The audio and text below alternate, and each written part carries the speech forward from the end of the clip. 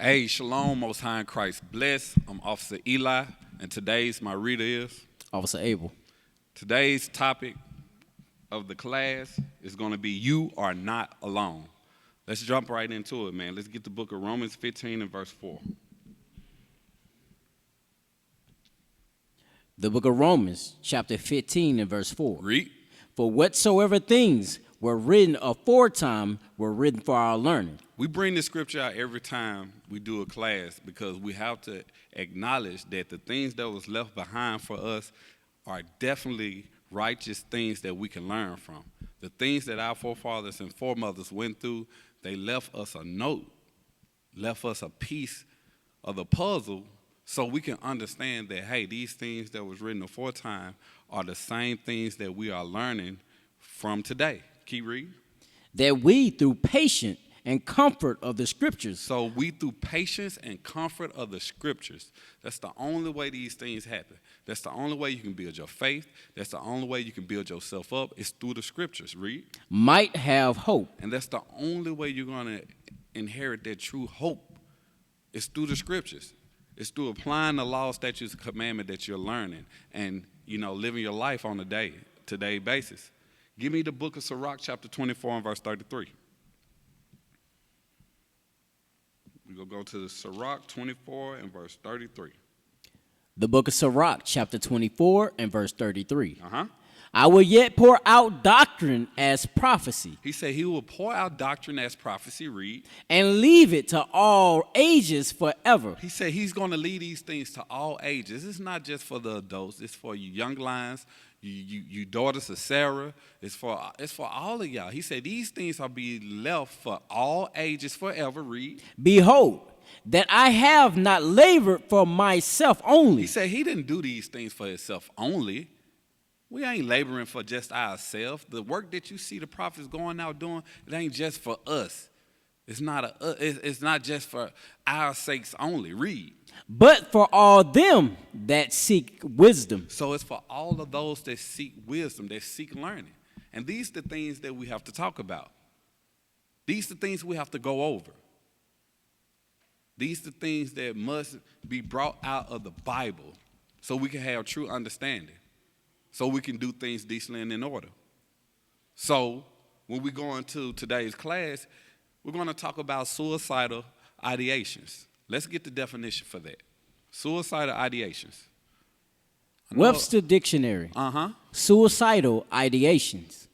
The act of thinking about or a state of preoccupation with ending one's own life. The act of considering or planning suicide. So this is the act of considering and planning suicide. It's a state. It's a mental illness that you're dealing with if you find yourself at a lower state like this to where you're at a point to where you want to take your own life. These are the suicidal ideations. These things, this is real. This is things that our people are battling as a nation of people. Our children are going through these things, and it's very real. Give me the video. From 2000 and 2007, the suicide rate seemed was pretty stable and had, if anything, some years fluctuated down. But then we saw a beginning trend, and it became evident over time that it was increasing from 2010 to 2017. Not only teen suicide, but child suicide, like 10 or 9 years old. He said not only teen suicide, but children between 9 and 10. Play it one more time from the beginning. I want you to pay attention to the video. If you notice on the graph, you seen the topics. It was going from it was the like Instagram. It was all the social media platform. These are the things that's corrupting our children. This is how they're living their life. They listening to this music. They're involved in all types of different things on social media, and they're not living life as a Israelite. They're not living a righteous life, but they're trying to keep up with the Joneses. These things can be very stressful. Play it again. From 2000 to 2007, that's where it began. Play it again. From 2000 and 2007, the suicide rate seemed was pretty stable, Okay, and MySpace, had, if anything, some Facebook, years fluctuated Twitter, down. But then we smartphone, saw a beginning trend, Instagram. and it became evident that? over time that it Snapchat. was increasing from 2010 to 2017. we Not got all only these- teen suicide, but After we got all of these different type of social media platforms, you seen the level of suicide rates. It skyrocketed. It kept going higher and higher and higher. And that's what they're explaining right now. You got people that they check the stats on these things. They're looking at it. They're paying attention. These things are being numbered. These things are being numbered. Give me the next picture. Let's check the stats. Let's check some of the stats now. Give me the next picture. What are the statistics for suicide in youth? Okay. In 2021, suicide was the third leading cause of death among U.S. high school youth age 14 to 18 years, with 1,952 suicide-related deaths, resulting in a rate of 9.0 per 100,000 youth. So 9.0 out of 100,000 youth. The rates just are shooting out the roof. The rates are definitely shooting out the roof. Why? Because we're not paying attention to the things that's going on. It be signs. It's the ways that our children are moving, the way our people are moving, the things they see on TV, the things they hear on the radio. It's all over. The things that they are involved in is destroying their mind. It's destroying their mind. Give me 1 Corinthians 15 and 33. These things are destroying their mind. So, yes, you can train a child up in a way. You can have them doing this and doing that. But if you allow them to be occupied with idleness, being in the midst of all types of social media platforms, halfway in this truth, halfway worldly, these are the things that they're going through. Read. The book of 1 Corinthians, chapter 15, verse 33. Be not deceived. Evil communication. He say those are evil communications. When you think about how social media platforms are being ran, it's not being ran on a way to where it's edifying all the time. Yes, we can use it to edify the people, of course. But everybody is not like that. Everybody is not on that level. Everybody is not using it to edify the people in a righteous way. That's why the Bible tells you, don't be deceived. Evil communication does what? Corrupt good manners. So it will destroy those good manners that you're trying to build up in these children, that you're trying to build up in people. These things can definitely be destroyed. Definitely. Give me the third video. Give me the next video. The second leading cause of death among 10 to 19-year-olds. Nationally, we lose more than 2,000 children and teens per year. To put that into context, we think about 9/11, where we lost 3,000 individuals, and every 18 months, we basically have another 9/11. We have really... He say they are comparing these deaths, these suicidal rates, but amongst the youth, they're comparing it with 9/11. Every 18 months, they're saying it's like another 9/11 have occurred. That is tragic. That is not good. That is not a good thing.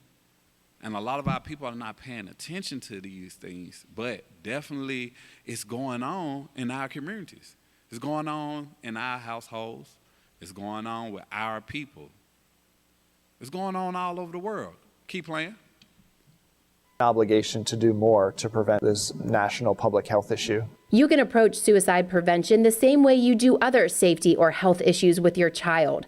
Dr. John Ackerman with Nationwide Children's Hospital says it's safe to directly ask your child, have you ever considered ending your life? Talking to a young person directly about suicide does not increase their risk for suicide, but it does really increase the chances that they'll talk to us and get help that they need. I had that direct conversation. When I was 13, I ran away from home. When I got home, my parents asked me that same thing.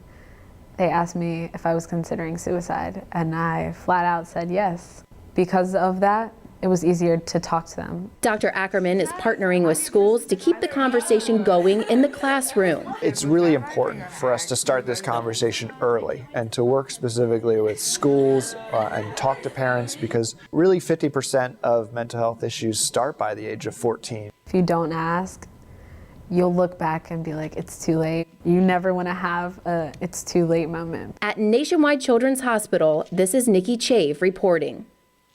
I know a lot of our people don't want to, I know like far as parents, you don't want to talk to your children about these things because like they said, you're thinking if you make a response or you bring it up, you're going to put it on their mind. No. If it's on their mind, it's on their mind already. It's not because you brought it up or you asked them. And sometimes they need to talk. Sometimes they need someone to care. And sometimes these are the communication skills that needs to be learned amongst the children and the parents. That's what the scriptures say. Give me that in Deuteronomy. Give me Deuteronomy 6 and verse 7. It's never too late to talk to your kids and get insight on what they're going through or what they're thinking about. You have to know what's going on in your household. You got to know, because if not, it might just be too late. It might just be too late. So we must apply the scripture. Read what you got. Deuteronomy 6 and verse 7. The book of Deuteronomy, chapter 6 and verse 7. Uh-huh.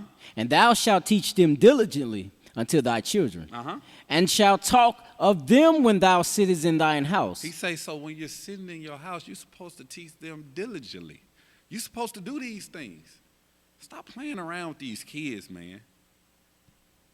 A lot of our parents, they underestimate how smart these children really are. You got to remember, the scriptures say they wise to do evil. Ain't nothing wrong with these kids. You need to talk to these kids and you need to teach them diligently. Read. And when thou walkest by thy way, and when thou liest down, and when thou risest up. So he letting you know when you walking, when you're chilling, before they go to sleep, when they wake up, you need to be talking to these kids. Getting insight of what's really going on. You need to be communicating with these children. Keep reading. Verse 8. And thou shalt bind them for a sign upon thine hand, and they shall be as frontlets between thine eyes. He say thou shalt bind them. Bind what? These scriptures. The law, statutes, commandments. The judgment for us being disobedient. Let's get the law on suicidal ideation. Give me Exodus 20 and verse 13. He say, we shall bind them for a sign upon thy hand, and they shall be as frontlets between thine eyes. And thou shalt write them upon the posts of thy house and on thy gates. This is what the Bible is telling us to do. So what is he telling us? What is he talking about? He's talking about the law, statutes, commandments. He's talking about the things that have happened to us if we continue to be disobedient and continue to disobey God's laws, which is one of the ones that we're going over right now. Read what you got. The book of Exodus, chapter 20 and verse 13. Thou shalt not kill. He say what? Thou shalt not kill. He say what? Thou shalt not kill. Thou shalt not kill. When he say thou shalt not kill, yes, thou shalt not take another man's life. Thou shalt not shed another man's blood, because that's how your blood would be shed. But it's also talking about taking your own life. You weren't sent here you weren't put on earth. The world wasn't made for your sakes just so you can say, I'm through. And you can just take your life whenever you feel like it because time's getting hard, or because you don't have an understanding, because you don't see what's going on in the world, because you're not able to connect the dots. He say, thou shalt not kill. These things should not be happening. These things should not be happening. But yet, that's what's going on in our community. That's what's going on with our children. Give me the next video. There's a little swing back over that way that she absolutely loved to play on. Last summer, Brandy Bielicki was about to take her daughter Cody on vacation near their home in Wisconsin. And about 4 o'clock that day, she called me at work and we FaceTimed. She said, Mom, can you FaceTime me? Sure, kid.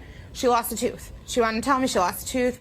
But when Brandy went home, the door was open and the only sign of Cody was a short note. It was the first cry for help, and she went all the way. Authorities found Cody's body in a nearby field. She was 10 years old. It was the shock to the system. That was the last thing I was thinking. It was that she was gonna take her own life, because there was no signs. None of it makes sense. None of it made sense. Death from suicide among children remains rare, but the number of children ages 6 to 12 who visited children's hospitals for suicidal thoughts or self-harm has more than doubled since 2016. Dr. Megan Schott heads psychiatric emergency services at Children's National Hospital. If the child asks for help or tells you that they're struggling, believe them and help get them mental health treatment. Signs parents can look for in young kids: grades dropping, anger and irritability, not wanting to go outside.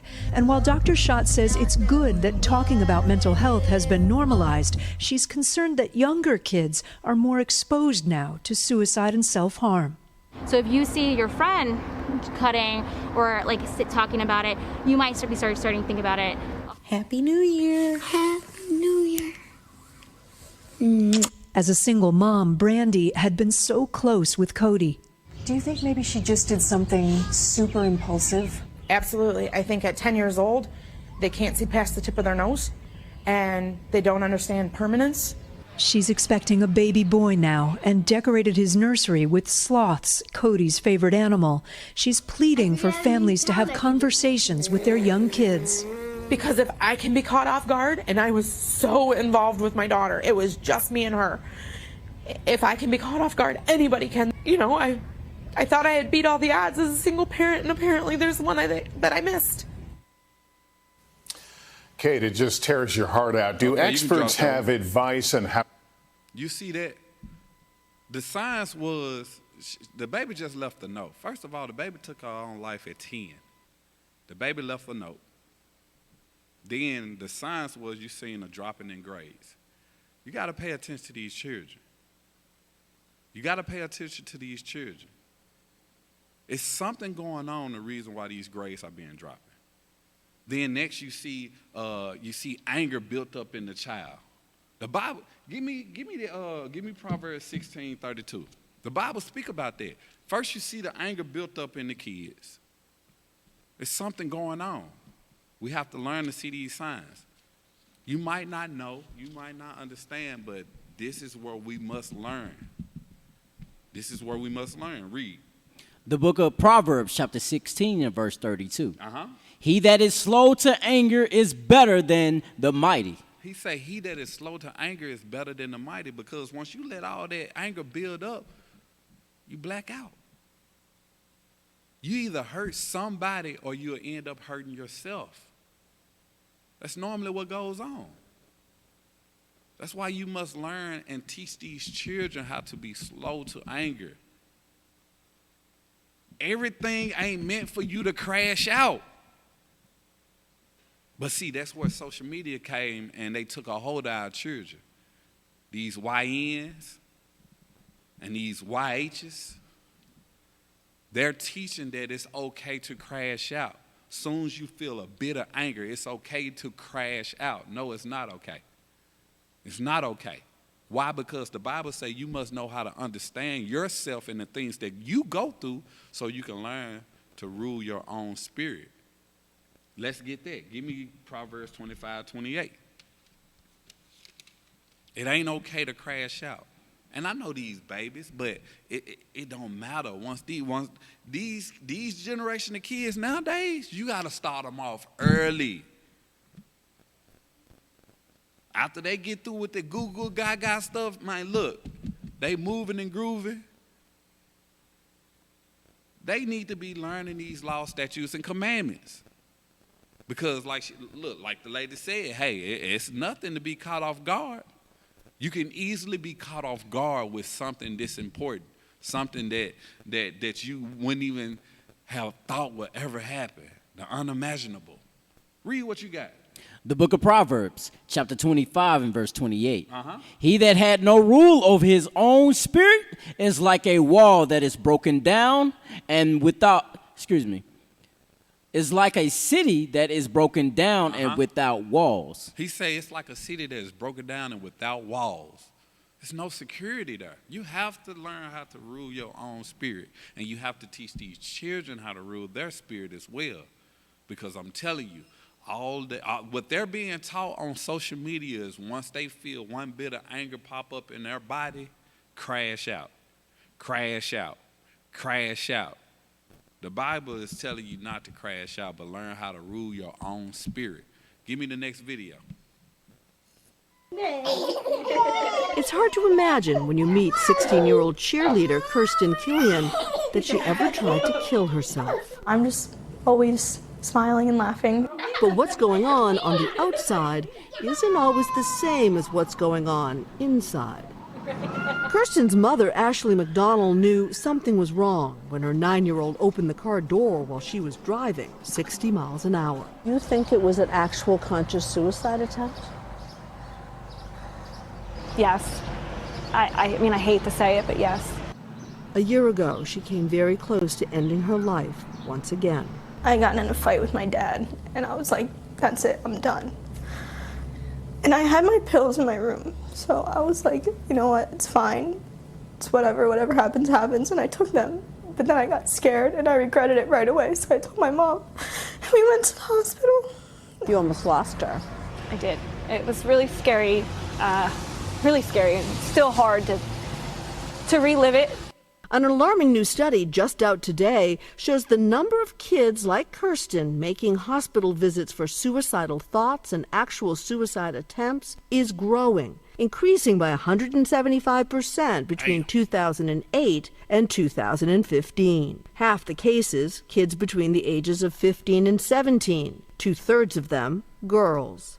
The researchers say school is playing a central role. We know that the rates of hospitalization are half in July what they are in October. The big question, why? Some people have theorized that social media may be playing a role, that kids don't feel as connected as they used to be. Kirsten's advice to other kids who are struggling? If you talk to somebody and you open up about your feelings, even though it is hard and it's very scary, I'm still scared to talk about it, things will get better. Kirsten herself is proof of that. Cynthia McFadden, NBC News, Gap, Pennsylvania. So you can cut that, man. Look, I'm telling you, these children are emotionally damaged. Something wrong. Their emotions are high and they're all over the place. That's why we must come back to God's law, statutes, commandments. As an Israelite, this is not how we're supposed to be living our life. These thoughts are not righteous at all. You got a devil on you. You got a demon on you. That's Satan playing with your emotions, and he's tugging at your heart and your mind. Give me the next video, because I know we seeing Esau, but look, this don't only happen with the other nations. Right. It's our people too. It's our people too. I'm telling y'all, these things can happen in your home. Give me the next video. Welcome back. Well, it is something many of us don't like to talk about because it's hard and it's heartbreaking, but we have to, and here's why. More than 3,600 children under the age of 13 have died by suicide in the last 2 decades, according to the CDC. And when it comes to black kids, the rates are even higher. Yeah, it's a staggering number here and a crazy stat. Today, we are starting the conversation with our 3-part series, A Different Cry, as it's called. We do need to warn you, this story contains racist language and graphic descriptions of death by suicide that involves children. 77 days of the first time my son was bullied. Pause to right the there. day. Look at that young man right there, man. That's what I'm saying. Y'all gotta understand. These things happen, and they're happening at a rapid rate. The lady you heard Esau and them, they pay attention to all this. And some of this stuff is being set up by design. I done heard a lot of this new age music, and a lot of this music is depression in its finest. That's all they talk about is depression. It's stressful. All this going on, it's that stressful type of music, and they're killing themselves. Their mind is being pushed to the limit, and they're harming themselves at a young age. And they every time they do the stats, they always say, yeah, the blacks, it's more common than the blacks. You Hispanics too. You Native Americans. Y'all black. You the Israelites. You're colored. You was made out of God's image. But yet our people don't understand that, and they truly don't feel that way. Keep playing. He died 77 days in between there. Seven Bridges died by suicide. He was 10 years old. The very first thing, a little girl called him on the bus. And then, fast forward to next week, he's on the bus, and the little girl says, well, you know that can't fight. He gets off the bus, runs to his dad and says, Daddy, I got choked on the bus, but don't be mad because I think he has a mental problem. He died of being bullied to death. Wow, my kid. At least 3,600 children under the age of 13 died by suicide in the past 2 decades. There's this idea when you're young, developmentally, you may not understand the permanency of suicide. I don't think sometimes the kids understand there's no coming back from this. This is much younger children. Black children under 13 are dying by suicide at rates 2 times higher than their white peers. You see that? People always say black people don't do that. Yes, here's a picture. Research shows bullying and racism played a role in most of these suicides. I do think black parents in particular, we try to educate our kids about what it means to be black and how people are going to engage you in the world. I don't know that we're able to give them the full extent and teach them to the full degree of what those struggles are going to be like. What parent expects to have a race conversation with a child and the child is 5, 6 years old? I never took the time to teach my son about racial differences, racial inequalities. I never did that because he was 10. I want this little boy to be a little boy. Come on, 7. Oh, okay. You see that? These are our kids. Bullying, racism. All because of the color of your skin. Because they know who you are. Give me Deuteronomy 7 verse 6. They know who you are. Sometimes our kids need to be told that they're beautiful. Especially our young daughters of Sarah. Their emotions are high.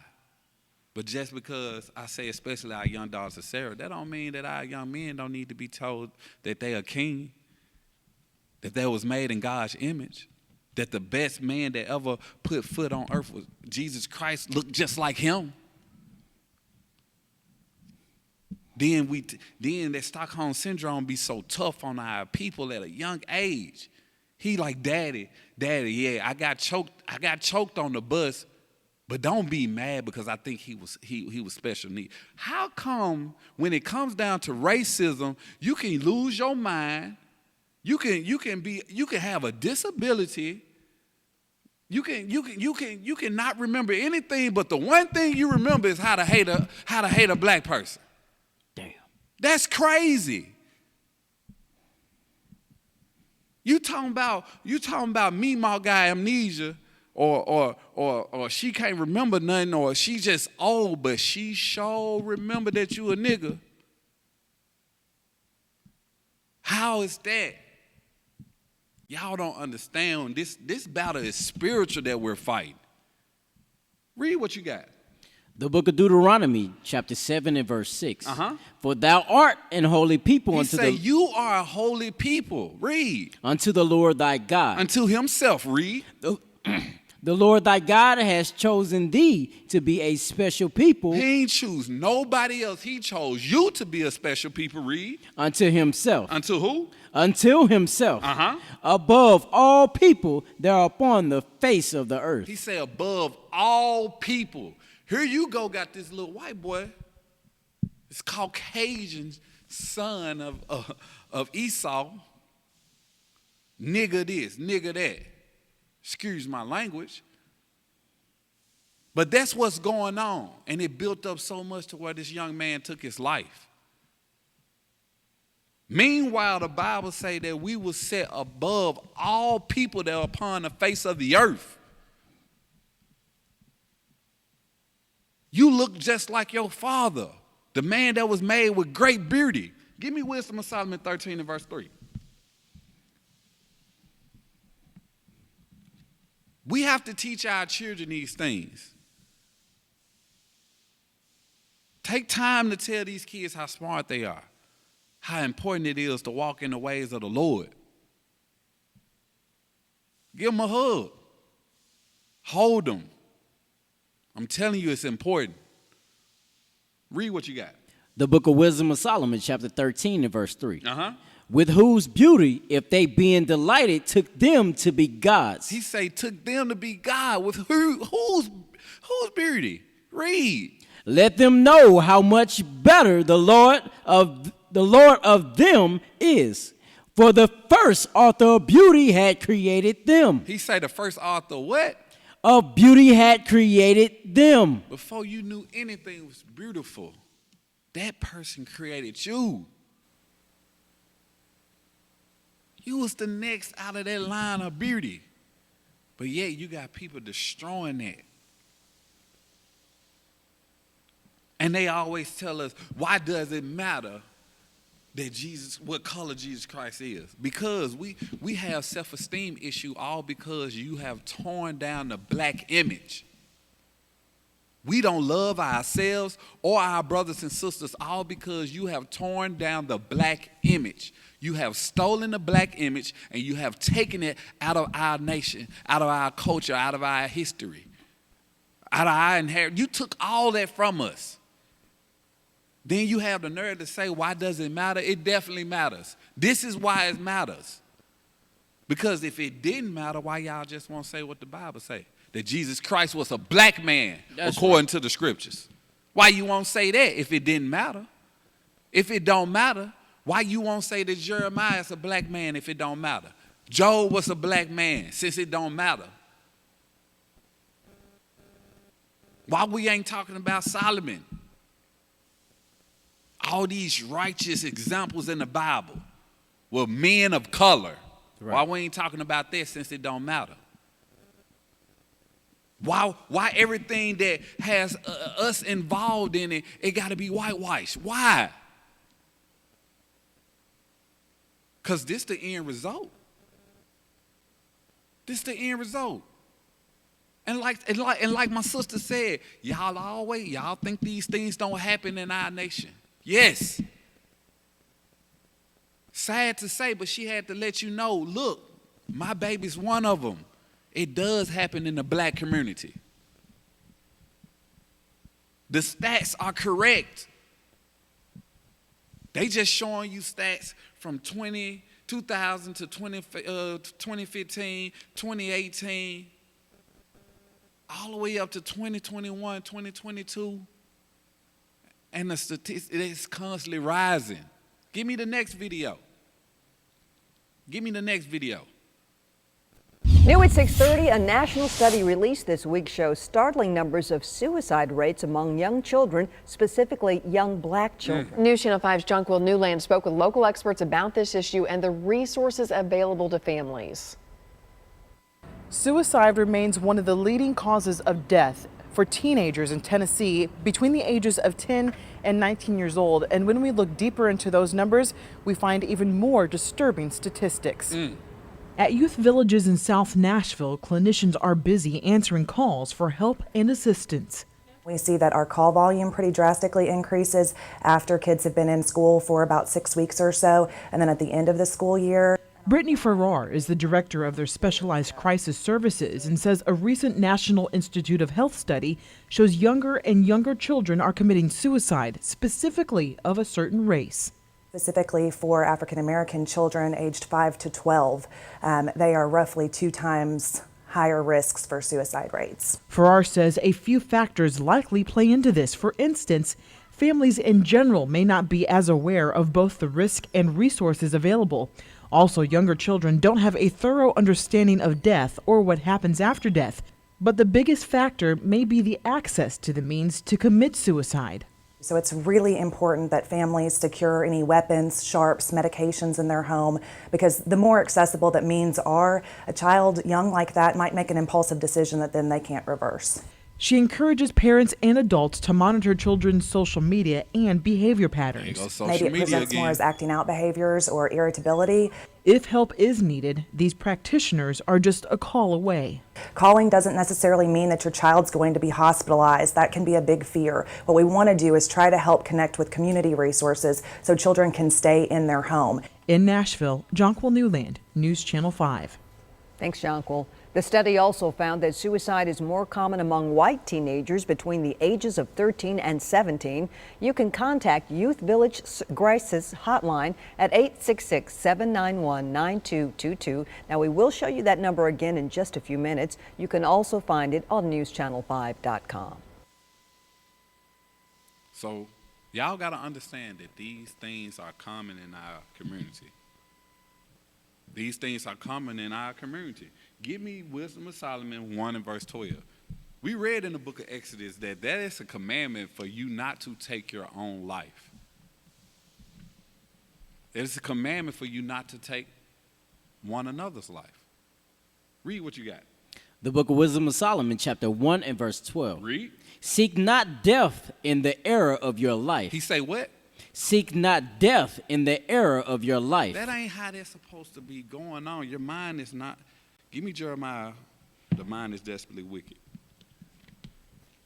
You're not supposed to seek error in your life. You're not supposed to be seeking out, trying to plot and find a way to take yourself out of here. You weren't put here for that. When you read 2nd Ezra, he tell you the world was made for our sake. You think he created all this just for you to just take your life?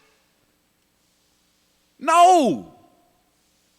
He did not put you on earth just for you to end it whenever you feel like it.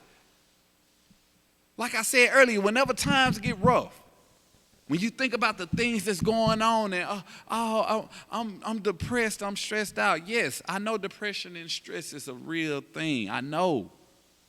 But that has nothing to do with you seeking error in your life to end it quickly. Read what you got. The book of Jeremiah, chapter 17 and verse 9. The heart is deceitful above all things. He say the heart is, your mind is a deceitful thing. Above all. Read. And desperately wicked. And it's desperately wicked. That's why you can't lean on your own understanding when it comes down to certain things. You have to build your faith up with God. You have to do these things, and you got to build yourself up, encourage yourself with the laws, statutes, and commandments. He say the mind is desperately wicked. So when you got this demon on you telling you, hey, you need to end, that's the same thing that happened with Christ. When he was on the mountain, what Satan was tempting him. Hey, do this, do that.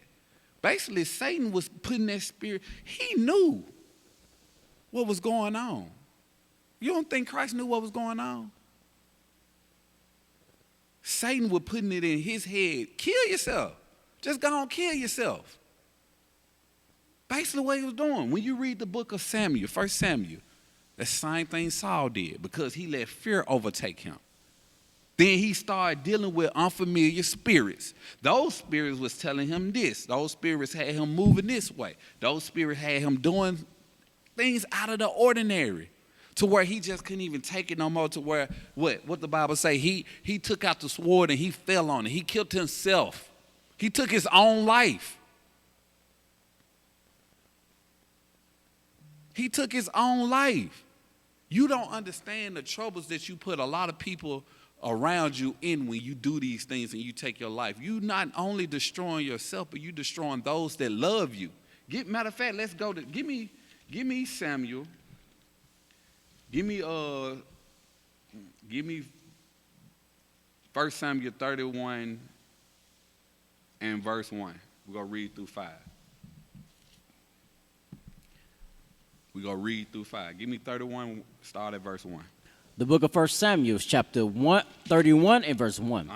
Now the Philistines fought against Israel, and the men of Israel fled from before the Philistines, and fell down slain in the mount of Gilead. There was a big battle going on. Read. And the Philistines followed hard upon Saul and upon his sons. And the Philistines slew Jonathan and Abinadab, and Melchishire, Saul's sons. So he killed Saul's sons, read. And the battle went sore against Saul. Then the battle got worse, read. And the archers hit him, and he was sore wounded of the archers. So Saul is definitely, he's hurt now, read. Then said Saul unto his armor bearer. So Saul talking to his armor bearer, his right-hand man, the one that held him down. I'm talking about right there with him in battle, read. Draw thy sword, and thrust me through. Kill me. He hurt. He like, man, look, all this, I done lost my sons, everything going on, just kill me, read. Therewith, lest these uncircumcised come and thrust me through. He's like, look, kill me, because I already know what's finna go. I know what's finna happen. I know what's finna go down. I'd rather you kill me than them. They come and just torture me and just kill me themselves. Read. And abuse me. But his armor bearer would not. He says he ain't want to do that. That was his right hand. He didn't want to kill Saul. He said, no, I'm not going to do it. I can't do it. Read. For he was sore afraid. Therefore Saul took a sword and fell upon it. He did what? Therefore Saul took a sword and fell upon it. And when his armor bearer saw that Saul was dead, he fell likewise upon his sword. You see that? That's why I say you don't understand that when you take your life, it don't only affect you. You ain't just hurting yourself. Especially when it comes down to these children, you got to think about all the trials and tribulations we went through to help you guys grow. The things we tried to install in y'all, how beautiful you guys are, how smart you is, how educated you is, how you can be whoever you want to be. Saul took his life and then his right hand. Look, he couldn't even kill Saul, but he killed himself. He followed right after him. Saul drew his sword and he fell on his sword, and then guess what his armor bearer did? Did the same thing. Because you see that happening in our community too. You lose a loved one and you so hurt, you just take your life. All because they took their life. And why did it happen? Jump up, give me verse 16.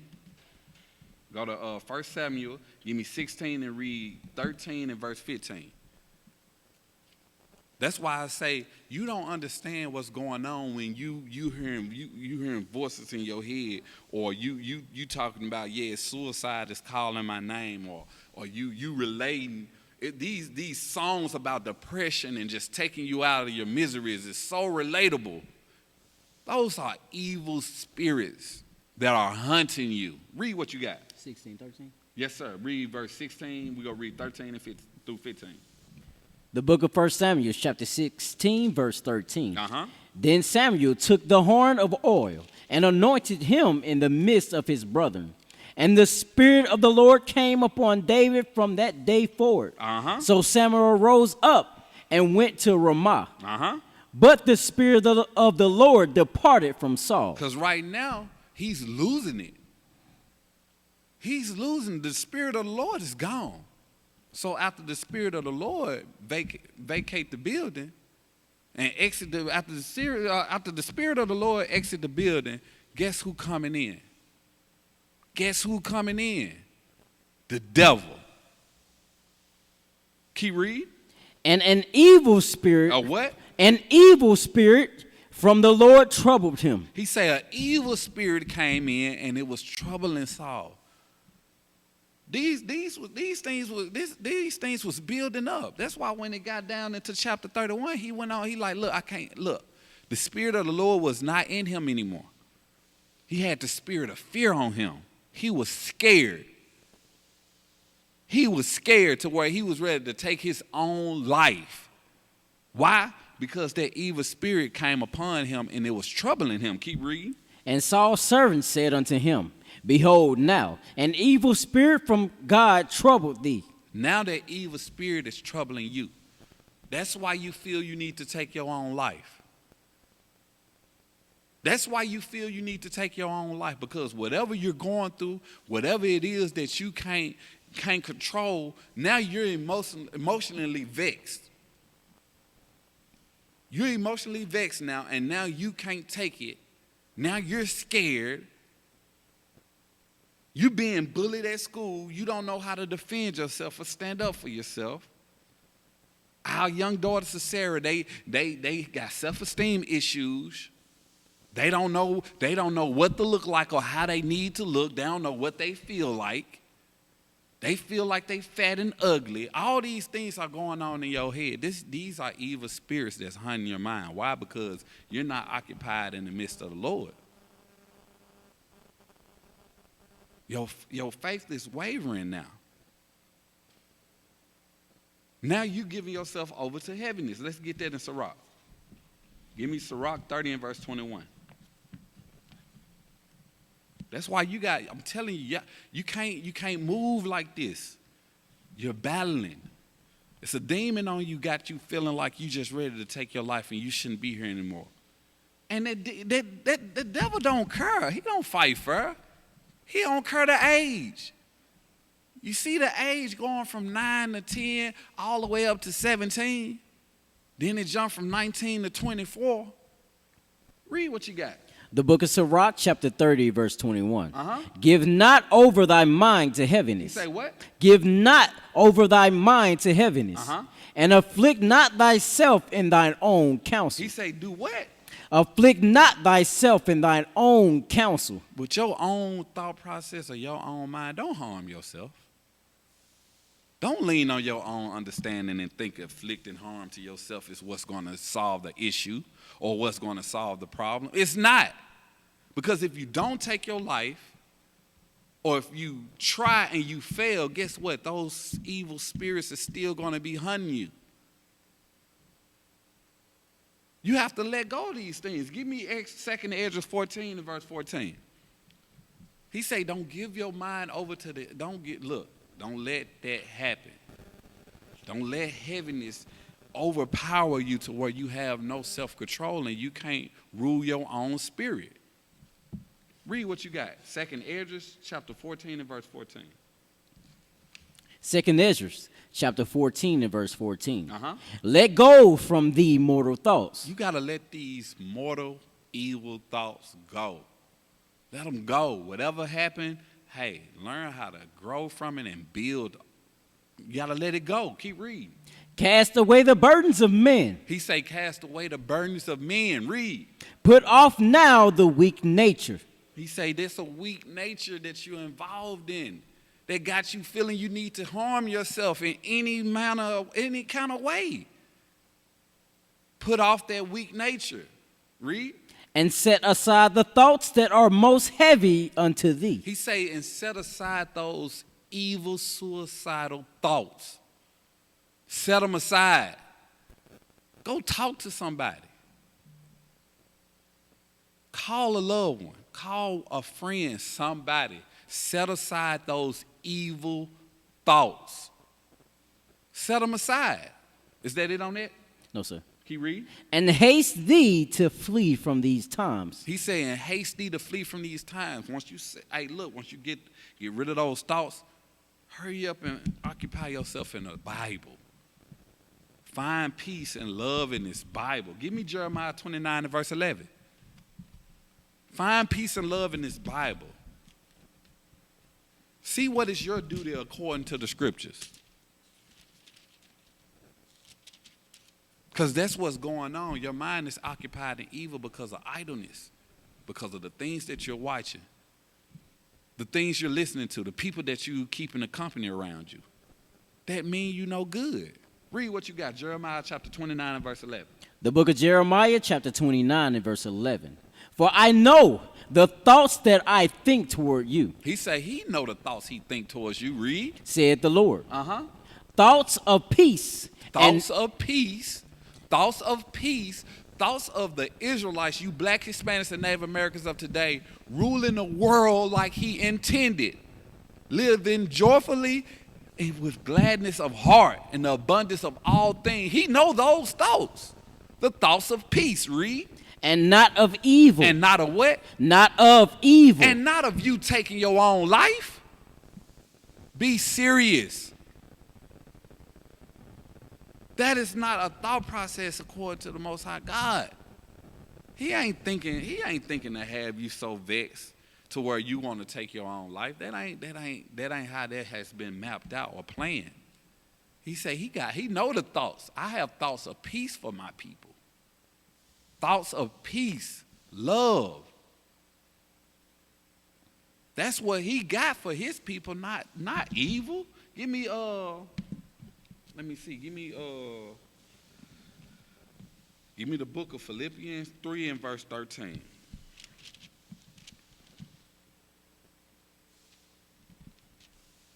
That's why he say you gotta put off those mortal thoughts. Don't let your mind be occupied with a lot of heaviness. The things that's going on. I know you're stressed out. You know what I'm saying? I know. Look, you kids, our children get stressed out. You gotta understand. Our kids are coming in this truth, but they're battling the world because they see what the world deems as perfect, and we're teaching something totally opposite. So they're battling. They don't have the strength like us. They don't understand that they're battling a spiritual battle. They think it's okay, but it's not okay. Read what you got. The book of Philippians, chapter 3 and verse 13. Brethren, I count not myself to have apprehended, but this one thing I do. He said, this one thing I do, read. Forgetting those things which are behind. He say, forget those things that which are behind. So the things that done happen in our lives, that got us stressed out, the things that got you feeling like you're not loved, you're not beautiful, the things that's making you feel, emotionally attacked, or, your confidence level is low. He say, look, put away those mortal thoughts. Read. And reaching forth unto those things which are before. He's saying reach for the things that are before you. Because we do this so we can get the kingdom of heaven. You're not getting the kingdom of heaven if you exit the door earlier than planned. If you make an exit earlier than the Most High God intended for you to make, you're not getting the kingdom of heaven. The Bible says, thou shalt not kill. It told you in Wisdom of Solomon 1 and 12, don't seek error in your life like that. That's not how you're supposed to be moving. You got an evil spirit that's troubling you. And the only way you can fix it is through prayers. Give me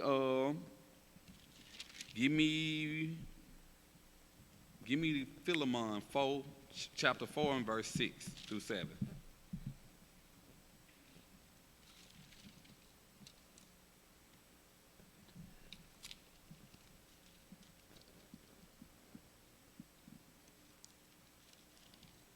We're going to get the book of Philemon, chapter 4,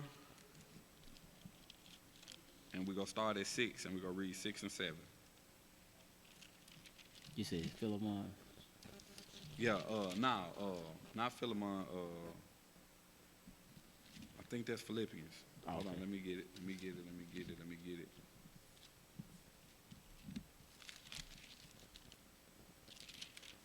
Yep, 4, 6, and 7. Because you got to understand, I know this is an evil spirit that you're dealing with, but it ain't just going to stop. You have to apply actions. You have to learn according to the scriptures, and you got to apply what you learn. You have to pray. Some things you may have to fast for. I know we're showing videos of the babies, but hell, if that's my baby, look, I might have to fast for my baby. I might have to intervene and send up prayers because my baby is being attacked. My baby is being attacked by an evil spirit. Something must happen. Read that. Start at verse 6. The book of Philippians, chapter 4 and verse 6. Be careful for nothing, but in everything by prayer. He's saying everything by prayer. Everything can be controlled or it can change by prayer. Everything can be fixed by prayer. Read. And supplication with thanksgiving. Let your requests be made known unto God. And when these prayers be sent up, make your requests known to God. Don't say too much, but don't say too little either. Let the Most High God know what's going on. A lot of our people like to talk and say they got a communication with God. They know this and they highly favor. They say, look, man, that's bull crap. When it comes down to real serious situations, you don't even know how to ask things of the Lord. Remind him that he told you, if you keep the commandments, you keep the laws and the statutes, that you will fight for me. You will be there for me. Keep reading. And the peace of God, which passeth all understanding, shall keep your hearts and minds through Christ Jesus. He say these things will keep your heart and mind through Christ Jesus. Therefore, you won't be able to be troubled by these evil spirits and these evil thoughts. You won't go through these things.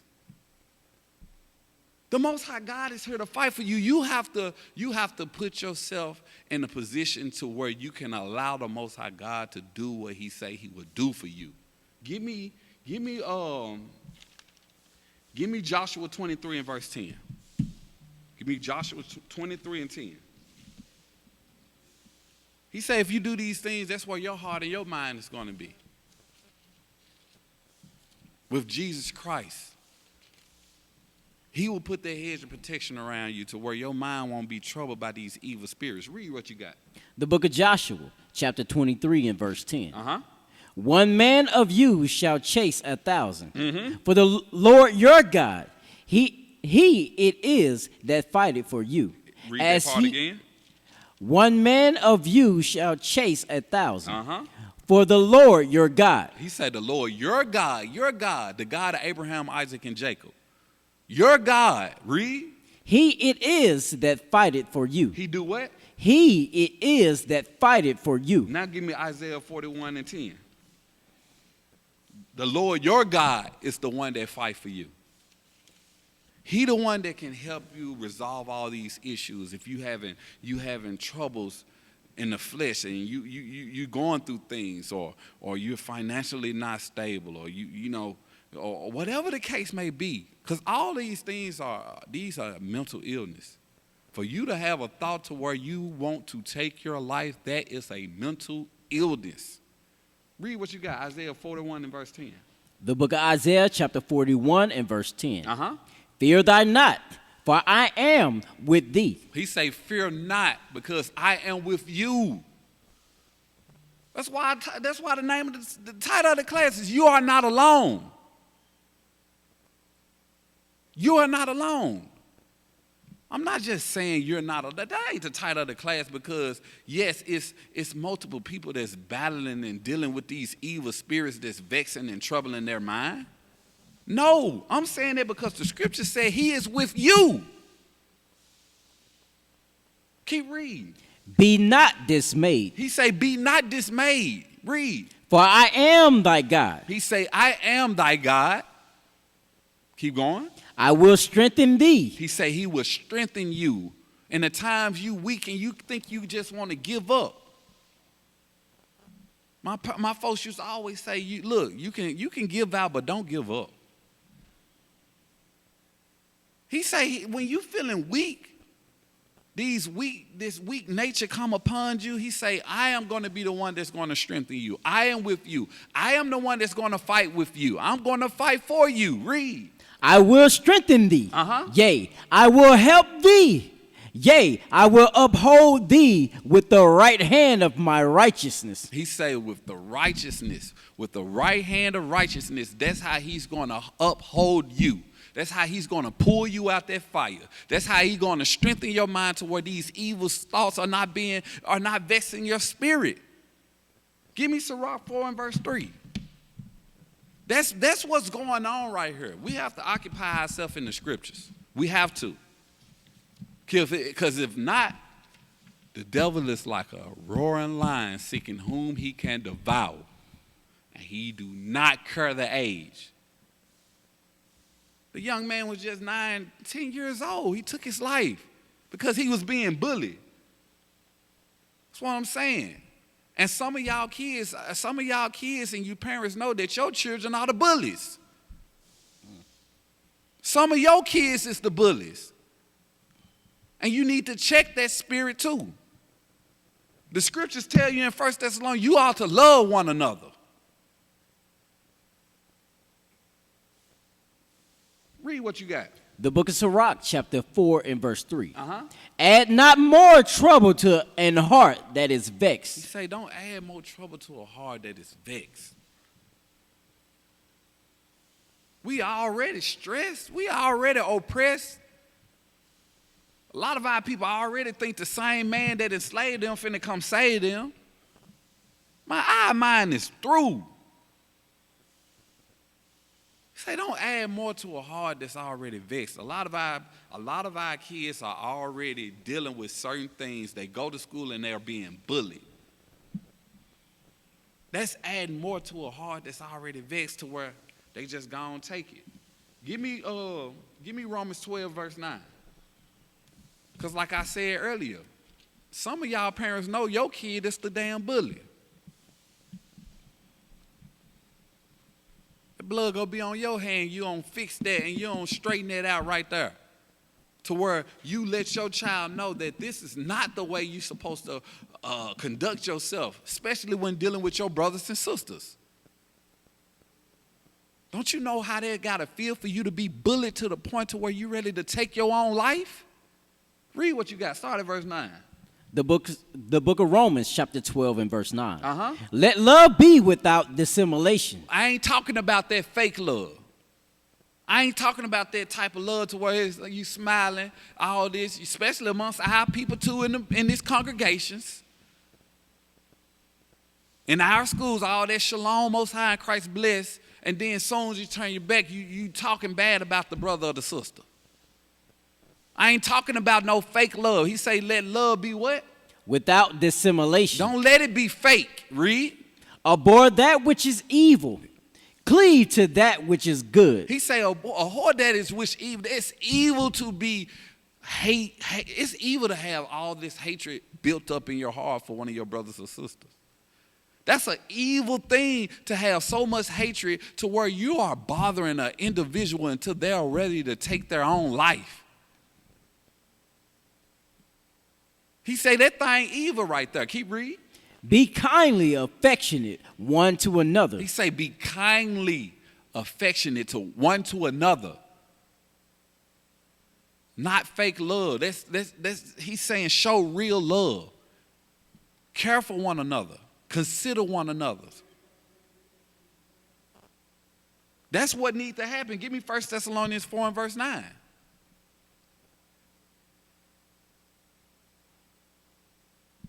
We have to let y'all know every time we go out of count, we do not condone any violence of any kind.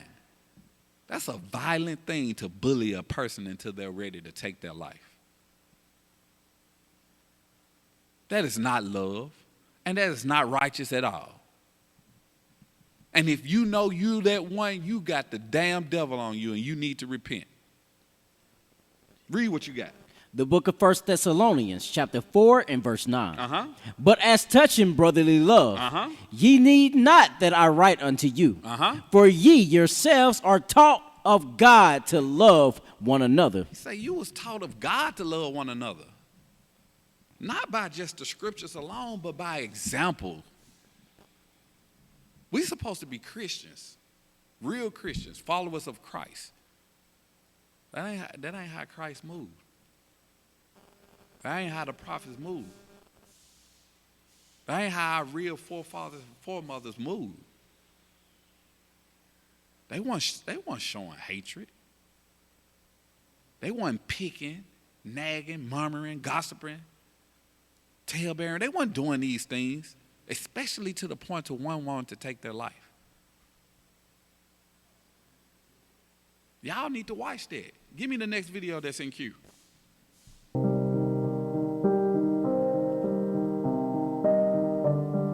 That was my angel. You know, she was a straight A student, very smart. Very smart.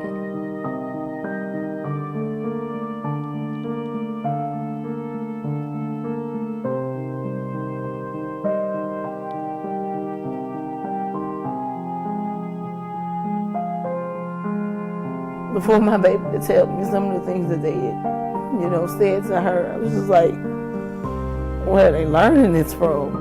From the parents.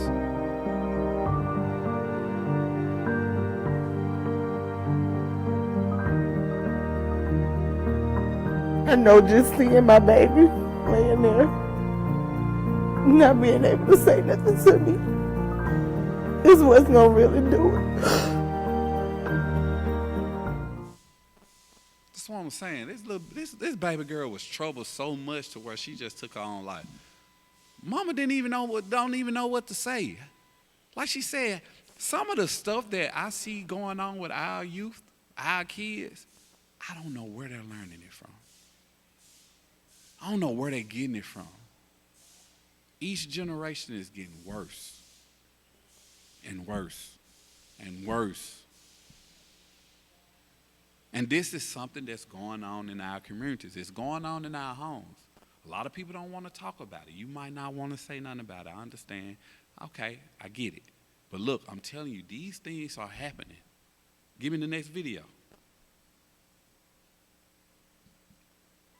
Instead of spending Sunday night preparing their kids for school Monday morning, the Avila family is preparing to release their daughter from life support. I'm here right now today to be angry because my daughter's no longer with me, and angry because of these bullies continuing to bully. Freddie Avila says his daughter Rosalie hung herself and left a letter for him to find, saying she couldn't take being bullied anymore.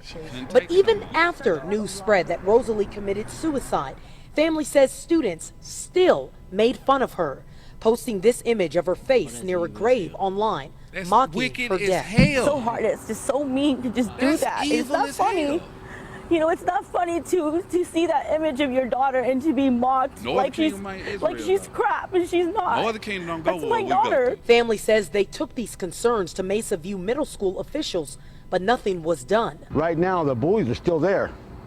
They suspend them for a couple of days, they come back and they bully somebody else. And that's the bigger problem. Family says they've been contacted by dozens of people saying their kids are being bullied also, especially on social media where the insults circulate rapidly among their peers. The things that they post on social media about my daughter is unacceptable. The people that liked it, that fed into it, it's painful and it makes me angry that to know that they have no heart. To victims, the Avilas say stand up for yourselves and report bad behavior to adults. To adults with kids guilty of pushing other students around, they say if you don't check your kids, you're the problem. I'm gonna tell you this, you don't want to be in my shoes. You don't want to be in my shoes dealing with this and trying to figure out where your daughter's going to be buried at. Parents say moving forward, they want the school to reprimand students who bully other students so that they know it's a serious issue and it will not be tolerated. We're reporting from Loma Linda, Leah Uko, Fox 11 News. Like they said, if you know your child is doing this, you are the problem. I'm telling you straight up, you the problem.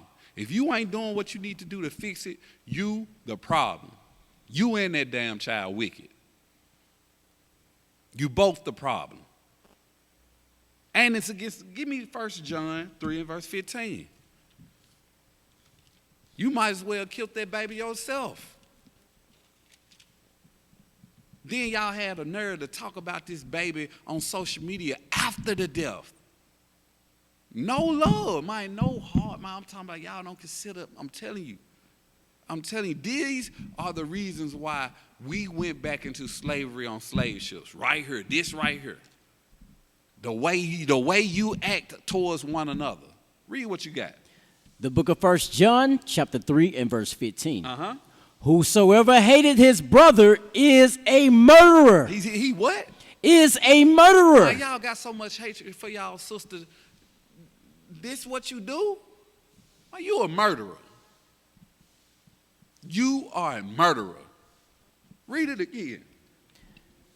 15. Whosoever hated his brother is a murderer.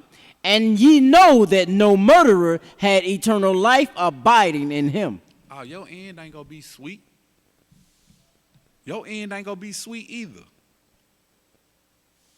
You think everything gonna be all peaches and cream. No, it's not.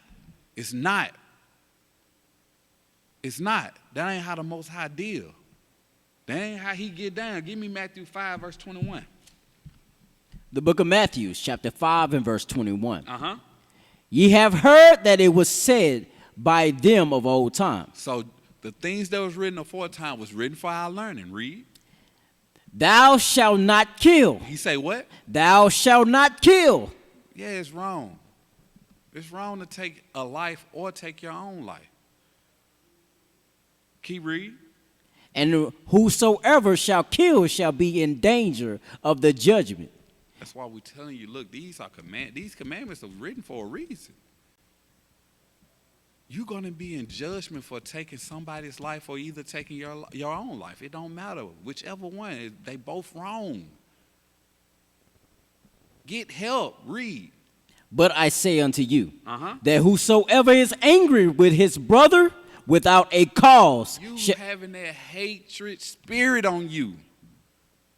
Angry with your brother or sister without a cause to the point to where you're bullying. Calling this baby out her name. Torturing this baby. For no reason. I'm pretty sure it wasn't no reason. You are not justified in any form of why you was doing what you was doing, made you want to just harm that baby like that. Just like the last video, the baby girl, she was a straight A student. Very smart, very educated. What she do to the point to where you picked on that baby so much to where she committed suicide? You're torturing these kids to the point to where they're having suicidal ideations. It don't make sense. Keep reading. Read that again, verse 22. Verse 22. But I say unto you, that whosoever is angry with his brother without a cause shall be in danger of the judgment. He say you should be in danger of the judgment as well. The one that killed or killed themselves, you go be in danger of that judgment too. But the one that caused the issues, that's causing the problems, oh, you go get it too. Your end ain't gonna be sweet. Give me Sirach 14 and verse 11.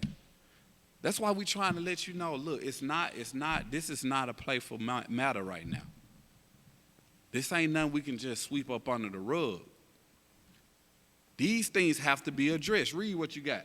The book of Sirach, chapter 14, verse 11. And verse 11. My son, according to thy ability, do good to thyself. He say what? Do good to thyself. No, kill yourself. Do good to thyself. No, cut yourself. Do good to thyself. He say do good to yourself. Do good to yourself. Keep reading. And give the Lord his due offering. He say give the Lord his due offering because like I said, when you read 2nd Esdras, chapter 6, the world was made for your sake. So you can inherit the kingdom of heaven, keep the commandments, and live. Live. Do good to thyself. Keep the commandments and live. Now give me Ecclesiastes 7 and verse 17. This ain't no light matter, man. Ecclesiastes 7 and verse 17. The book of Ecclesiastes, chapter 7 and verse 17. Be not overmuch wicked, neither be thou foolish. He say, don't be overmuch wicked, and don't be a fool either.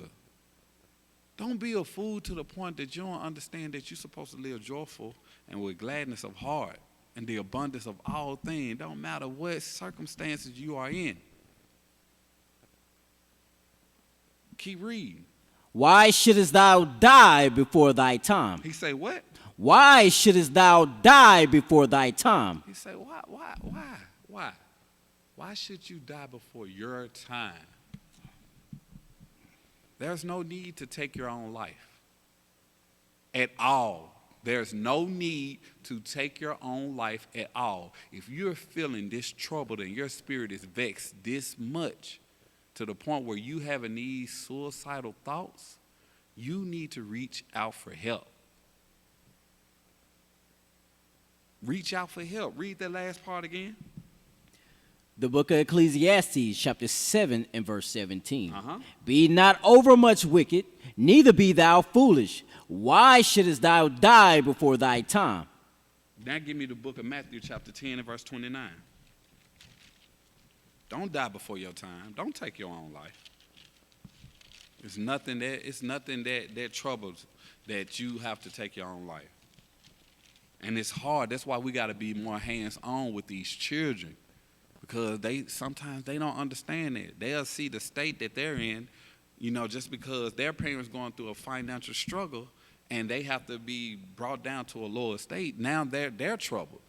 Now they're being picked on because they don't get the high priced shoes or clothes that they used to. So now they're going to school, and they're getting picked on now. Now they're being bullied. Our young daughters, they haven't been told that they're beautiful and somebody loved them. So now they're trying to seek pleasure and confirmation from those of the world. Now they vexed, they spirit troubled. We can't move like that. 29 and verse 20. Give me chapter 10 and verse 29. Matthew, right? Matthew 10 and verse 29. The book of Matthew, chapter 10 and verse 29. Are not 2 sparrows sold for a farthing? And one of them shall not fall on the ground without your Father. But the very hairs of your head are all numbered. He say the very hairs of your head are all numbered. From your head down to your feet is something special about you. You are made in God's beauty. It's something special about you. Don't ever think for one moment that it's something wrong with the way God made you. That's disrespectful to the Most High God. So you saying he messed up? The skin that you in, you saying that he made an error. I don't get that. These coming from the same people in the same church that be like, oh, mama, the sky is so beautiful today. The same men and women that say, man, look at that sunset. Ooh, look at that new moon. Man, I know new moon is close. Look at that moon. Look how big and full it is. Look how beautiful it is. So the Most High God, he created all these beautiful things that you admire every day. But when it comes down to you, it's a problem. He messed up? No, he say even the very hairs of your head is counted. Read. Verse 31. Fear ye not, therefore. He say, fear ye not. Read. Ye are of more value than many sparrows. You see how valuable you are? You see how special you are? This ain't no game. This ain't nothing. This ain't no fairy tale book. The things that were written aforetime was written for our learning. These scriptures was left for all ages. This is what we need to use to build ourselves up and encourage ourselves. Build that faith up. Give me 1 Samuel 30 and verse 6. 1 Samuel 30 and verse 6. He say, lean on him in all things. Cast thy burdens on the Lord. He say, don't worry about none of that stuff. 1 Samuel. The book of 1 Samuel, chapter 30 and verse 6.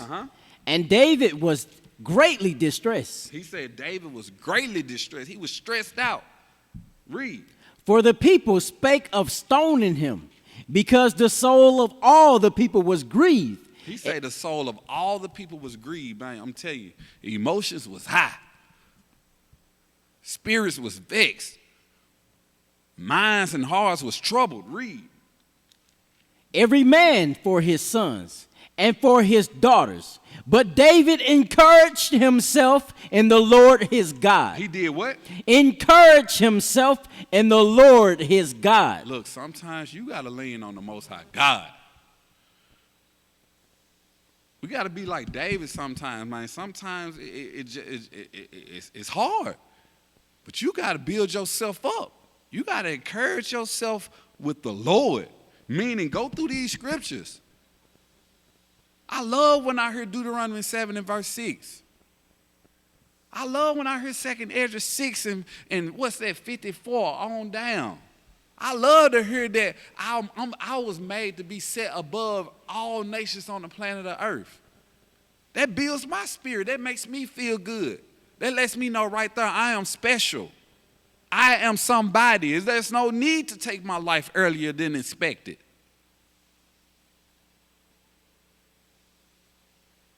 David encouraged himself with the Lord. And that's what we have to do. We got to come back to this Bible, I'm telling you. We have to come back to this Bible. Why? Because it's going to always be trying times. Give me Sirach 2:1. You're going to always have times to where you're being in trouble. Why? Because you're trying to serve the Lord. The devil don't like that. Satan don't like that. You trying to change your life. You trying to build your kids up. You trying to raise them up in this truth. You trying to raise them up according to the scriptures. Satan looking like, how dare you try to be somebody? How dare you try to raise your kids to be special? Read what you got. The book of Sirach, chapter 2 and verse 1.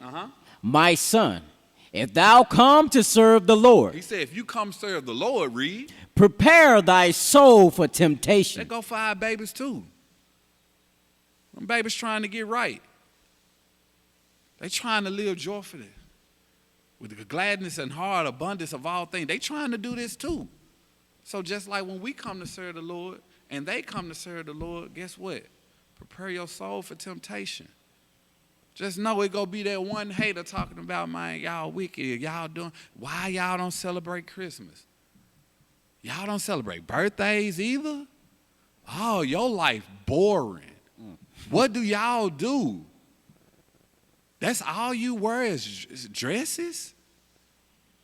Oh, you can't do this, you can't put no color in your hair? Meanwhile, our children are feeding off these things, and if they're not built up in the Lord, they're losing the fight. And those words starting to grow. It's getting bigger, and now they spirit vexed. Now they fighting. Because they want to do right. They understanding that it is right. This is a good thing to do, but yet they seeing the outside world and it's looking so fun. Satan's so cold, man. He make the world look so pleasing. It looks so fun. He make it look like you just, man, I'm talking about you missing out. Meanwhile, the same ones that's talking about you, guess what? They got low self-esteem too. They don't like themselves either. They parents don't love them. They feel like they want to run away. Hell, they feel like they want to kill themselves too, but instead of them doing it, they try to entice you to do it. By speaking ill towards you, by speaking down on you, making sure that you are not in the spirit, therefore your mind can take control, and then guess what? You done took your life. Give me the next video. I think this is the last video. Suicide rate for Black youth in America is almost double what it was in the early 90s. At least 48 Black children between the ages of 6 and 14 took their own lives in 2016. Historically, the reported suicide rate of Black Americans has trailed behind the rate of white Americans. But now, things have changed. How Black kids express their symptoms is different than what we standardly see as, sort of emblematic of depression. Dr. Michael Lindsay is a professor at NYU's Silver School of Social Work. His work helps explain why Black children are now killing themselves at higher rates than their white counterparts. The way that Black kids express their symptoms is more relational, how they are getting along with their peers, with family members. Black kids also tend to express their symptoms in hostile or volatile ways, so through anger and explosive behaviors. And it's not just bullying. Poverty and other stressors can impact how Black children process feelings. And 34% of Black children under 18 live below the poverty line. Mental health disorders and poverty are inextricably linked. So if you're living in a poverty-impacted situation, you're likely to have the resultant mental health issues that relate to stressors and strains of living in poverty. So how do we stop this? Schools are in a great position to help, but they are greatly underutilized. Systemic barriers can prevent them from being effective. Only 29 states require schools to provide some form of counseling service. And with constant budget cuts, counselors are often the first to go.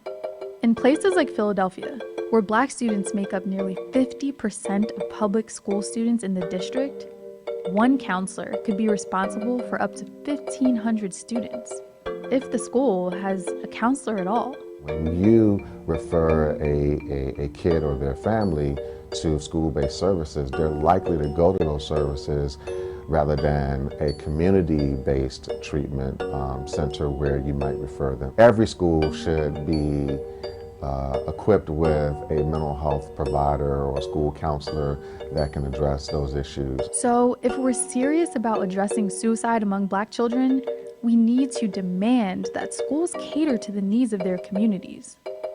If we don't make mental health treatment more accessible to these kids, they just might take matters into their own hands. Hey, thanks for watching The Root. If you enjoyed this video, be sure to like it and subscribe for more videos and series. Hey, so we got to understand that just like they said, if we don't start to take control, our kids are going to feel like they have to take control for themselves. Give me Romans 12 and 19. And this is one way that they feel that they can take control and finally have some control over their life. But they don't know that that's the wrong type of control that they're trying to demand and take. Read what you got.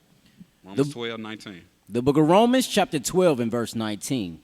Dearly beloved, avenge not yourselves. He say what? Avenge not yourselves. He's constantly showing you scriptures that's telling you, don't harm yourself. He say, avenge not yourself. Don't take your life. Don't let somebody take all their pain, troubles, and struggles and put them on you to where you can't carry the load, and then you take your life. Read that again.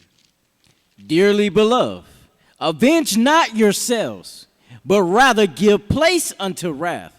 For it is written, vengeance is mine, I will repay, said the Lord. Don't do all that, because like I read earlier, those that's showing and spewing all this hatred out to the point to where you're making somebody feel unworthy, making them feel like they should harm themselves or take their own lives, guess what? The Most High God going to deal with you personally. He going to deal with you personally. Don't avenge yourself. Don't take out vengeance on yourself or harm yourself to where you feel like, hey, this what has to be done. This is the only way out. It's not the only way out. God said he chose you for a reason. Give me 2 Ezra 5 and verse 23. The book of 2 Ezra, chapter 5 and verse 23. And said, O Lord that bear rule of every wood of the earth. He say he the one that bear rule over every wood of the earth. So all the rural areas, the trees, all that, he got control of that. Read. And of all the trees thereof. And of all the trees thereof. Read. Thou hast chosen thee one only vine. He say the vine is one that he chose. It's his special. Read.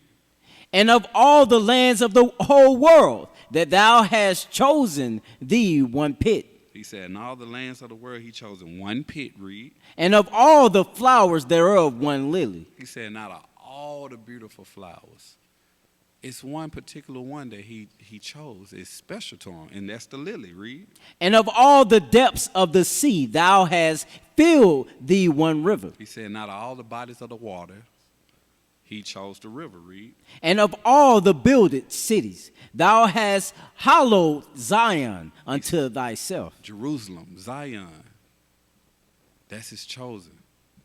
That's the holy grounds, the holy place that he hallowed. Read. And of all the fowls that are created, thou hast named thee one dove. Not all the birds, he named it one dove, read. And of all the cattle that are made, thou hast provided thee one sheep. The sheep.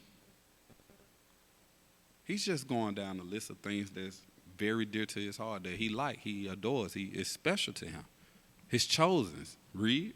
And among all the multitudes of people. And when it comes down to all the races of people that was created, read. Thou hast gotten thee one people. He gotten thee one people, read. Unto this people, whom thou lovest. Whom thou what? Whom thou lovest. Read.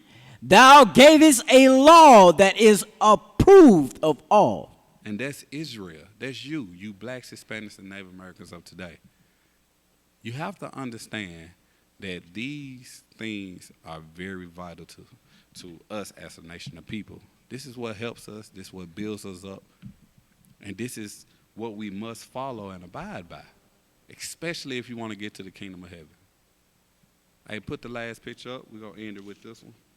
Because, see, right now you got to understand this is the importance of the class. The whole importance of the class was to ensure that you are not alone, to let you know that you're not alone. And you definitely do not have to battle the demons by yourself. If you're having these unmanageable thoughts, consider reaching out to a troubled friend, to a trusted friend or a family member. You have brothers and sisters in this truth who care about you. You got to understand that. And we are definitely here, and help is available. If you are one of those that are stressed, depression is taking a toll of you, please reach out. Call or text 988 for the Suicide Crisis Hotline. Don't be afraid to take your life back. And with that, we like to say shalom.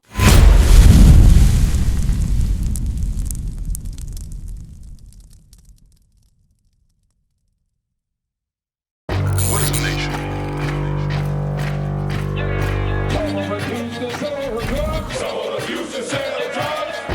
Nation is men leading by example.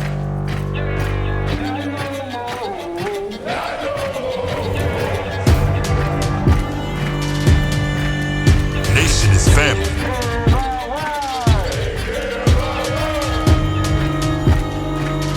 Nation is community.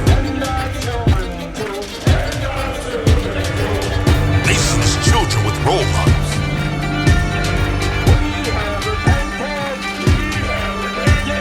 Nation is unity.